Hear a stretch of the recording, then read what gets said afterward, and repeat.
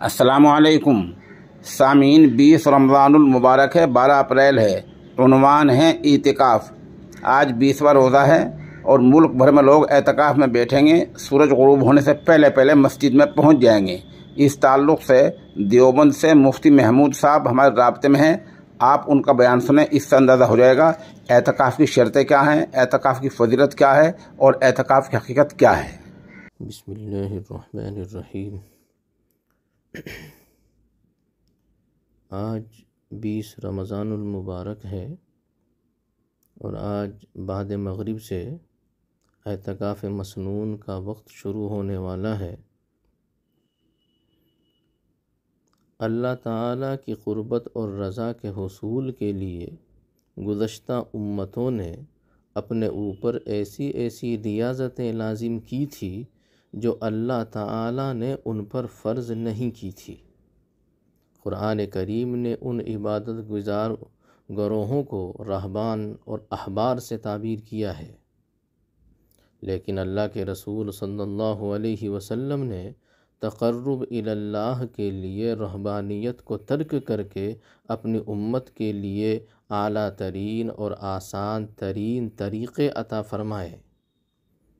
ऐसे तरीक़े जो ज़ाहिरी खलवत के बजाय बातिनी खलवत के तसव्वुर पर मबनी है, यानी अल्लाह ताला को पाने के लिए दुनिया को छोड़ने की ज़रूरत नहीं, बल्कि दुनिया में रहते हुए दुनिया की मोहब्बत को दिल से निकाल देना असल कमाल है। तो अल्लाह के रसूल सल्लल्लाहु अलैहि वसल्लम ने जो तरीक़े अपनी उम्मत को बताए हैं, उन्हीं तरीक़ों में से एक तरीक़ा एतकाफ़ है। जो एतकाफ़ है ये इसकी 3 किस्में हैं। एतकाफ़ 3 तरह का होता है। एक एतकाफ़ वाजिब है, एक एतकाफ़ मसनून है, एक एतकाफ़ मुस्तहब है, जिसको नफली एतकाफ़ भी कहा जाता है। एतकाफ़ वाजिब का मतलब है कि बंदे ने अपने ऊपर कोई एतकाफ़ वाजिब कर लिया हो, यानी उसने नज़र मानी हो, मन्नत मानी हो कि अगर मेरा फ़लाँ काम हो गया तो मैं इतने रोज़ का एतकाफ़ करूँगा। यह एतकाफ़ वाजिब है। एतकाफ़ मसनून रमज़ानुल मुबारक के आखिर अशरे का एतकाफ़, यह एतकाफ़ मसनून कहलाता है। और एतकाफ़ मुस्तहब या नफली एतकाफ़ जो है उसका कोई वक्त मुकर्रर नहीं है। वो कभी भी किसी भी वक्त कितनी भी देर के लिए किया जा सकता है। 1 घंटे के लिए, 10 मिनट के लिए मस्जिद में जब भी दाखिल हो आदमी एतकाफ़ की नीयत कर ले तो ये एतकाफ़ नफल या एतकाफ़ मुस्तहब कहा जाएगा। एतकाफ़ के दुरुस्त होने के लिए कुछ शराइत भी हैं।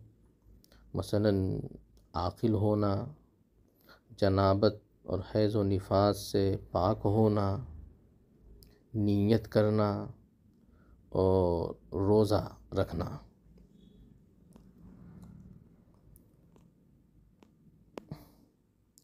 इसी तरह मस्जिद के अंदर खाने पीने और सोने की इजाज़त नहीं होती, मगर एतकाफ़ की नीयत करने के बाद अब मस्जिद में ज़िमनन खाने की, पीने की, सोने की भी इजाज़त हो जाती है।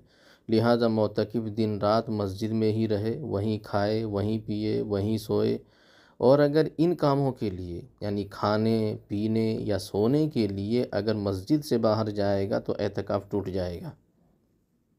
इसी तरह एतकाफ़ के लिए तमाम मसाजिद में सबसे अफजल और बेहतर जो मस्जिद है वो मस्जिद हराम है।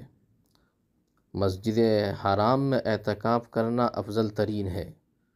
फिर उसके बाद मस्जिद नबवी में, उसके बाद मस्जिद अक़सा, फिर ऐसी जामे मस्जिद कि जहाँ 5 वक्त की बाजमात नमाज अदा होती हो। एतकाफ़ का अहम तरीन एक रुकन ये भी है कि एतकाफ़ के दौरान मस्जिद की हुदूद में ही रहें और हवाइज ज़रूरिया के सिवा एक लम्हे के लिए भी मस्जिद की हुदूद से बाहर ना निकलें, क्योंकि एक लम्हे के लिए भी शरई इजाज़त के बग़ैर मस्जिद की हुदूद से बाहर चला जाना एतकाफ़ को फासिद कर देता है।